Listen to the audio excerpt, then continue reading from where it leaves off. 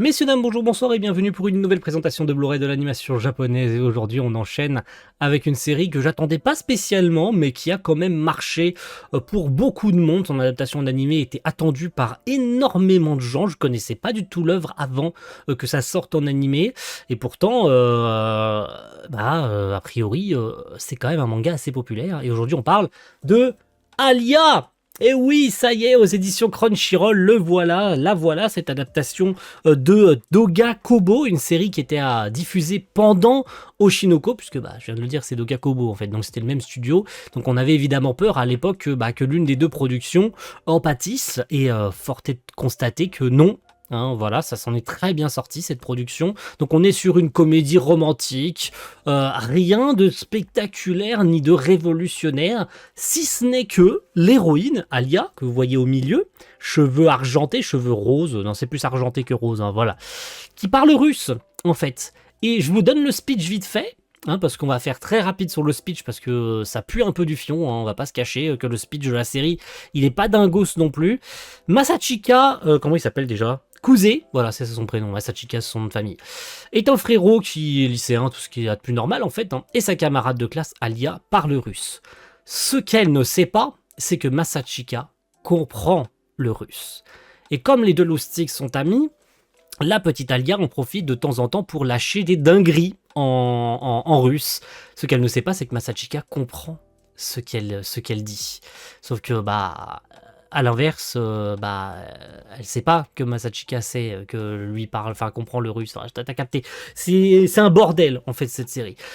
Alors de temps en temps, il y a quand même des trucs sympathiques. Alia est sympathique, le casting est sympathique, on en apprend.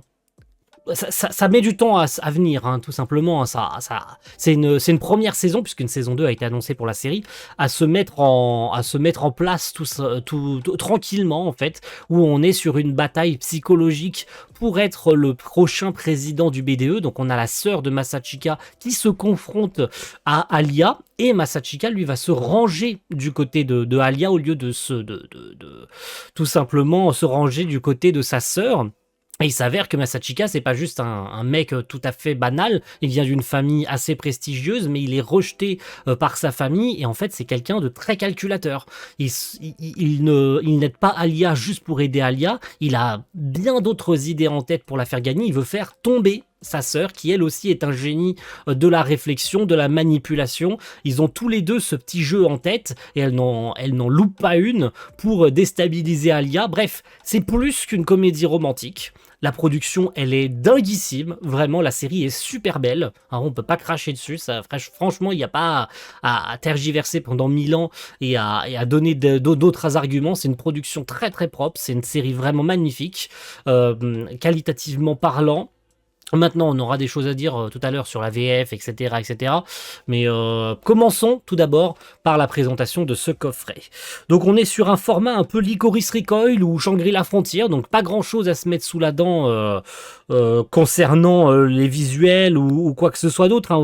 C'est juste un digipack de 2 disques, donc c'est quand même sympathique un niveau visuel. On va pas cracher dessus quand même, surtout sur le digipack qui est franchement très joli. Franchement, rien à dire là-dessus, même si on boude un peu le fait que le coffret est comme d'habitude chez Crunchyroll, pas du tout agencé, c'est-à-dire que tu le tiens, le coffret il tombe. Voilà, ça tombe, ça rentre pas au chausse-pied. Alors autant il y a des coffrets qui rentrent au chausse-pied, autant ceux de Crunchyroll, tu sens qu'il y a de la marge sur les coffrets, ça bouge dans tous les sens. C'est peut-être juste le petit défaut, le petit, on va dire, le petit côté casse-bonbon des coffrets Crunchyroll là-dessus. Mais on sent qu'on est sur un coffret, on va dire Eco Plus, où on n'a pas grand chose à se mettre sous la dent, alors que je pense avec cette série il y avait de quoi se mettre, comme beaucoup d'entre elles. Je pense aussi à My Dress Up Darling qui est dans le même format. On aurait mérité un peu plus de visuel, un petit livret, etc.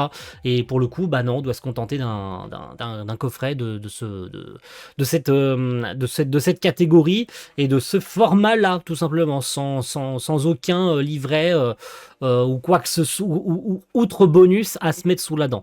Et vous pouvez voir que ça va très très vite, hein, de toute façon. Et côté bonus, ça va l'être tout autant, puisqu'on a une petite carte qui va dans la continuité, et ça par contre c'est très cool, qui va dans la continuité du visuel du Digipack, puisque sur le Digipack on a en fait les 3 personnages, on va dire, centraux de la série. Donc on a Alia, on a la sœur de Masachika, j'ai oublié son prénom, hein, voilà, je suis désolé. Et en fait, sur la carte, on a le 3e perso qui est la sœur d'Alia. Parce que Alia a une petite sœur ou une grande sœur, je crois que c'est l'une ou l'autre, je sais plus. De toute façon, j'aurais revu la série certainement entre temps. Hein, je prendrai mon temps tranquillement pour la revoir.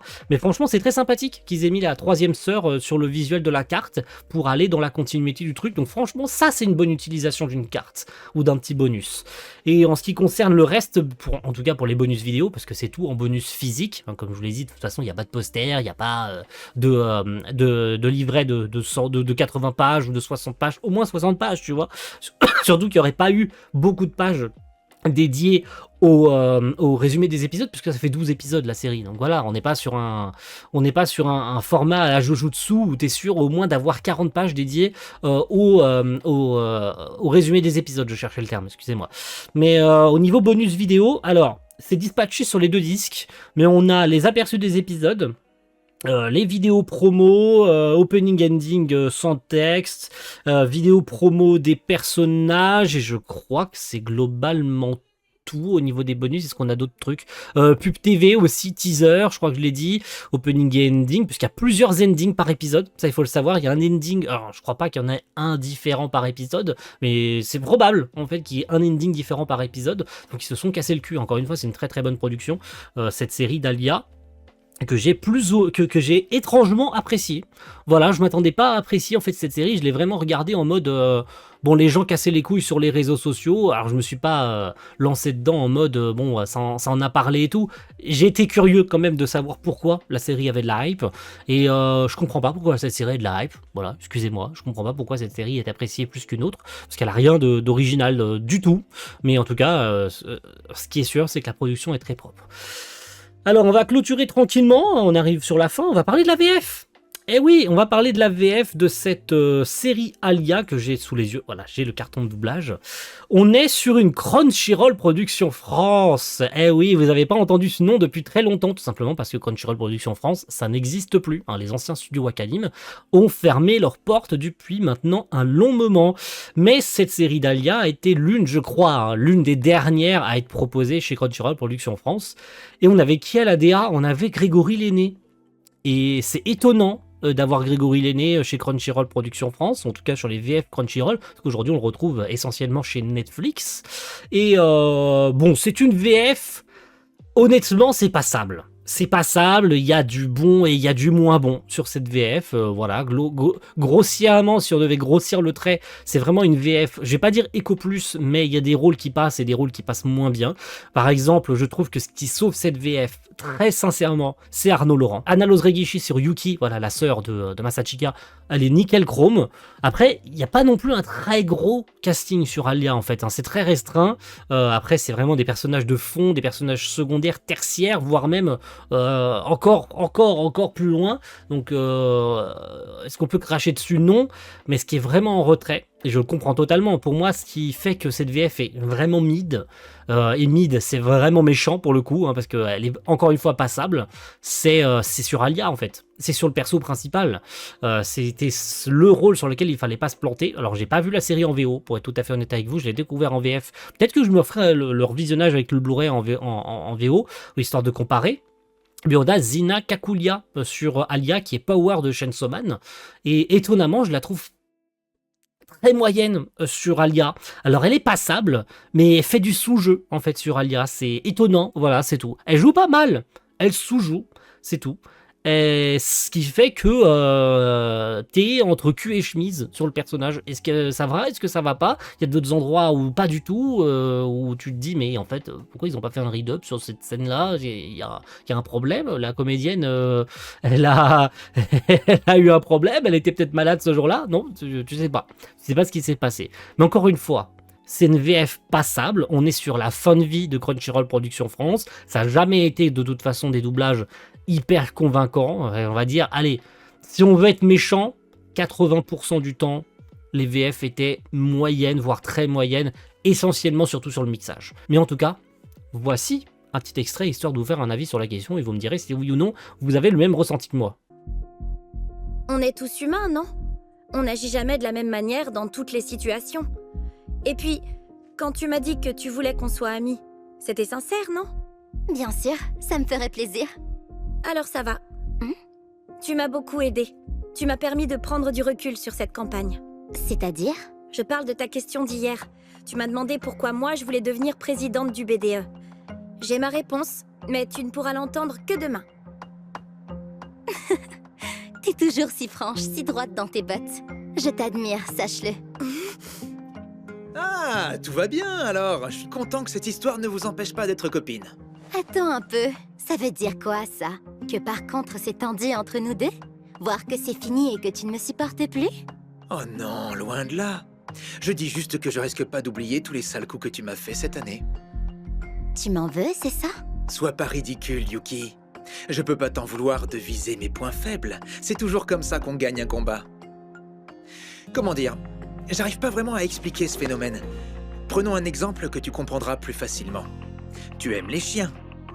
Eh bien, si j'avais un chien et qu'il me mordait, j'aurais à moitié envie de le caresser pour le féliciter de son audace, et à moitié envie de le punir et de le dresser pour lui apprendre qu'il ne faut plus jamais me mordre. Si t'arrives à choper ta prise, profite et mords jusqu'au sang. Et on va boucler, voilà, on arrive sur la fin, messieurs, dames, on est sur la fin, sur la comparatif entre l'édition japonaise et notre édition française en termes de débit vidéo. L'édition japonaise, c'est des Blu-ray japonais, j'ai envie de dire, on va pas passer notre temps dessus, hein. On est sur 37 mégabits. Le ratio, il est plat comme ma vie sentimentale, donc donc il n'y a pas grand-chose à dire là-dessus, j'ai envie de dire. Ouais, vous avez vu, hein, je glisse comme ça, un truc gratuit, alors tout le monde s'en fout.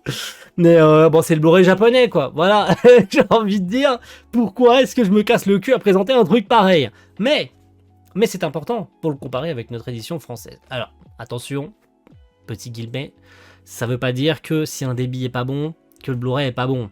Il arrive qu'il y ait des débits assez bas, mais que la qualité vidéo arrive à s'en sortir. Mais je ne m'entamerai pas, je n'en rentrerai pas dans ce jeu-là, parce que bah, j'ai pas la connaissance nécessaire pour me glisser, pour m'engrainer dans des explications plus profondes. Par contre, notre édition française, et ce sera pour boucler, est à 33 mégabits, et là vous pouvez voir que, à contrario de l'édition japonaise, notre débit, lui, varie quand même pas mal. Alors, il lui arrive de descendre de manière peu fréquente en dessous des 33 mégabits, mais de manière globale, le débit s'en sort plutôt bien. J'ai pas regardé les épisodes, hein, pour être tout à fait franc avec vous, maintenant je le fais plus, hein, je m'engraine plus à faire des recherches aussi poussées. Alors, moi je me contente maintenant de présenter et puis de comparer si je peux comparer, et c'est tout, je m'arrête à ça. Mais voilà, je sais pas si c'est bien, si c'est pas bien. Ce qui est sûr, c'est qu'il y a des pics, hein, contrairement au Blu-ray japonais qui lui a des pics. Bon, ça lui arrive d'avoir des pics, hein, mais les pics sont plus fréquents sur notre édition. Alors, est-ce que ça veut dire qu'il y a eu des paramètres moins bien gérés côté labo qui s'est occupé d'encoder notre Blu-ray français? Je ne sais pas. Je ne sais pas, est-ce que c'est un Blu-ray allemand? J'en sais rien non plus. Donc est-ce qu'il y a des écarts couleurs? J'en sais rien non plus. Et encore une fois, je m'engrainerai pas là-dedans, puisque je n'ai pas la connaissance nécessaire là-dessus, et ça m'évitera de sortir des bêtises et de me prendre des retours, de prendre des retours. Point. Je m'arrête sur ça. En tout cas, merci à tous d'avoir suivi cette petite présentation. On se retrouve d'ici quelques jours, puisque je suis en train de le préparer, avec Blue Exorcist, Shimane Illuminati Saga, et s'en suivra pour boucler ce mois de septembre avec Solo Leveling et l'édition, parce que l'édition simple est sortie, mais j'ai pas acheté l'édition simple, j'ai acheté l'édition collector, l'édition spéciale Fnac. Voilà, l'édition Fnac, on va la faire simple. J'ai acheté l'édition Fnac qui a un gros livret en plus avec du board dedans et tout, donc ça va être sympa. Il a un visuel différent aussi, le coffret il est plus gros puisqu'il a un plus gros livret, donc ça va être sympa à présenter, mais bah, il est pas encore arrivé, donc c'est pour ça que je le décale. Normalement c'était Solo Leveling en premier, puis Alia, puis Blue Exorcist, mais bon, j'ai reçu Alia et Blue Exorcist en avance. Voilà, merci à Nimstore d'avoir envoyé tout ça en avance. Je tourne cette vidéo le 13 septembre et c'est censé sortir le 16. Je les ai reçus en avance. Voilà. Avec 3 jours d'avance. Merci beaucoup. Voilà. Et merci Arcades aussi hein, de pas être en retard et même d'être en avance. C'est étonnant. Mais ça arrive de temps en temps. Et juste un petit mot pour boucler. Alors, il y a certaines séries qui vont être repoussées, messieurs, dames. Voilà, j'ai su ça dernièrement. Il y a quelques petits trucs qui sont repoussés, notamment Moi, quand je me réincarne en slime, qui était prévu pour novembre, est décalé au mois de septembre. Nagatoro, qui était prévu au mois de novembre également, est décalé à février 2026. Voilà. De toute façon, on sentait que Crunchyroll allait devoir étaler des trucs dans le temps. Diebuster, que je vais vous présenter aussi, a été décalé au mois de novembre. Ça devait sortir là, incessamment sous peu, au mois de septembre. Puis finalement, c'était décalé au mois d'octobre. Puis finalement, ça vient d'être décalé au mois de novembre. Par contre, très bientôt, je crois qu'on aura... on n'aura pas grand-chose, en vrai de vrai, puisqu'on a le collector de Frieren, qui est décalé également de 2 semaines. Il devait sortir le 6 ou le 7. Il est finalement décalé au 21 octobre. Puis après, fin octobre, ça sera Dan Dadan. Ah ouais, Dan Dadan saison 1 chez All the Anime. Puis après, ça va être tranquille quoi jusqu'à la fin de l'année. De toute façon, on n'attend pas Evangelion, parce que à mon avis, ça sortira pas Evangelion. Sauf si on a d'autres surprises côté All the Anime. Je pense que ce sera tout ce qui sortira jusqu'à la fin de l'année. Et de mon côté, il y aura pas grand chose de plus de toute façon, à moins qu'il y ait des surprises qui s'ajoutent en cours de route, mais je pense qu'après ça va s'étaler sur la fin d'année, parce que j'achèterai rien de plus après chez Crunchyroll, hein. J'achèterai pas les IQ, les Tombeaux des Lucioles, les My Hero Academia, et après c'est mois de janvier, c'est Blue Lock et Episode of Nagi, Windbreaker et tout ça, voilà, j'ai pas acheté. Il y a peut-être Nier Automata partie 2, si à la limite vous voulez Nier Automata, je peux vous le faire, mais honnêtement ça m'intéresse pas de vous faire Nier Automata, donc je compte pas vous le faire.